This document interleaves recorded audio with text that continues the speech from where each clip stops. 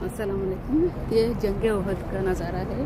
ये जब जंग हुई थी तो कुफार इस पहाड़ की डायरेक्शन से मक्के से आए थे, तो इस पहाड़ से आए थे और ये हुज़ूर सल्लल्लाहु अलैहि वसल्लम ने जो पहाड़ सेलेक्ट किया ये उहद का पहाड़ है।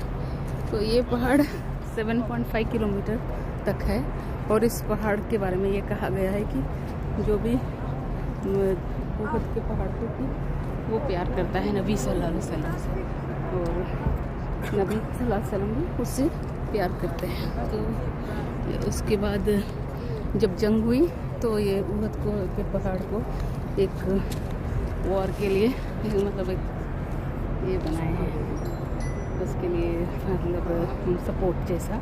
तो यहाँ से कुफार आए थे और ये जंग इस बीच में यहाँ चल रही थी, तब जंग यहाँ चल रही थी।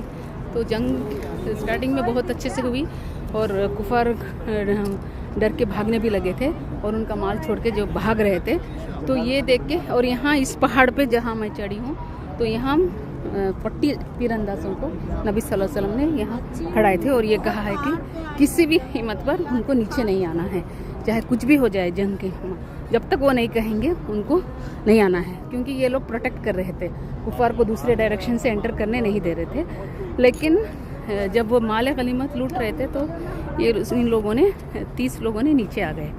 तो यहाँ तो 9 लोग यहाँ जो खड़े थे तो वो बहुत मना किए कि मत जाओ, तो ये चले गए। लेकिन वहाँ से क्या हुआ, खालिद बिन वालिद जो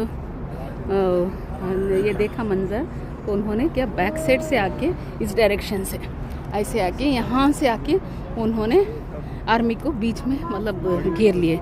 यहाँ भी कुफार, इधर से भी कुफार और बीच में मुस्लिम आर्मी थी। तो इसकी वजह से बहुत सहाबा शहीद हो गए, इसमें 80 सहाबा शहीद हुए और उसमें साथ साथ हुज़ूर सल्लल्लाहु अलैहि वसल्लम के जो चाचा थे हमज़ा रज़ी अल्लाह ताला उनकी शहादत हुई, उसैब बिन उमैर की रज़ी अल्लाह ताला की शहादत हुई और हंज़ला उनकी भी सहाबा की भी शहादत हुई। तो यहाँ जो शहीद हैं इस मस्जिद जो है वहाँ उनको नमाज़ पढ़ाई गई और इस कब्रिस्तान में दफन किया गया।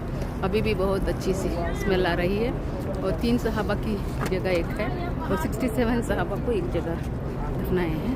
तो ये है मंजर। और जब मुस्लिम आर्मी को ये पता चला तो कि मतलब ये बड़ी मुश्किल से पीछे पीछे होकर इस पहाड़ के ऊपर चढ़ गए और फिर पहाड़ पे चढ़ के फिर वो अपने आप को सेव कर लिए। हुज़ूर सल्लल्लाहु अलैहि वसल्लम भी इसी तरह से पहाड़ पे चढ़ गए थे और उनकी जान लेने की बहुत कोशिश की गई, लेकिन सहाबा ने उनको बचा लिया और इस तरह से ऊपर चढ़ के फिर अपने आप को, लेकिन हुज़ूर सल्लल्लाहु अलैहि वसल्लम बहुत